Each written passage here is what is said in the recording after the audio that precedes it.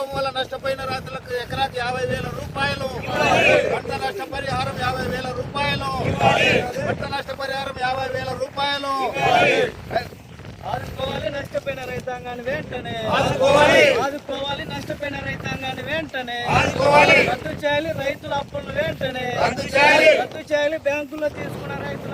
ఈ సంవత్సరం కర్నూలు జిల్లాలో చాలా తీవ్రమైన కరువు పరిస్థితులు ఏర్పడ్డాయి.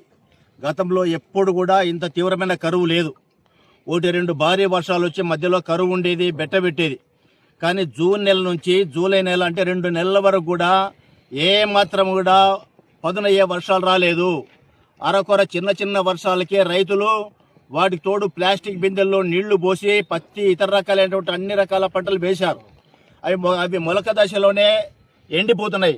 మళ్ళా వాటికి బోర్ల ద్వారా నీళ్లు తీసుకొచ్చి మళ్ళీ పోస్తున్నారు.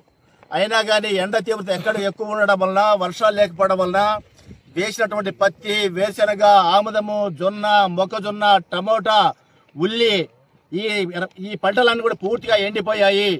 ఒక ఎకరాకి 30,000 రూపాయల నుంచి 50,000 రూపాయల వరకు తన ఇంట్లో ఉన్నటువంటి సొమ్ము, బ్యాంకుల ద్వారా తీసుకున్నటువంటి క్రాప్ లోన్స్ అన్ని కూడా భూమిలో పెట్టుబడి పెట్టి రైతు నెత్తిన బట్టేసుకుని కూర్చున్నారు. ఇప్పుడు ₹1 కూడా పెట్టుబడి తిరిగి వచ్చే పరిస్థితి లేదు. ఇప్పుడు ఈ పొలంలో ఉన్నటువంటి ఉమ్మడి గొల్ల గిడ్డయ్య గారు ఒక ఎకరానికి 50,000 రూపాయలకి పెట్టుబడి పెట్టారు. నాకు ₹1 కూడా రాస్తారని పంట అంతా కూడా పాస్ చేస్తున్నాడు ఆయన, ఎద్దులు కట్టుకొని కాడి కట్టుకొని. వేరే పంట వేసుకోవడం కూడా ప్రత్యేక మార్గాలు లేవు. అప్పుడే ఖరీఫ్ సీజన్ అయిపోయి వస్తుంది. రబీ సీజన్ కూడా ఏం వేసుకోలేని పరిస్థితి. కాబట్టి మేము డిమాండ్ చేసేది ఏమంటే, కర్నూలు జిల్లాలో ఉన్నటువంటి అన్ని మండలాల్లో కూడా తీవ్రమైన కరువు వచ్చింది. ఒక ఎకరాకి 50,000 రూపాయల దాకా పెట్టుబడి పెట్టారు.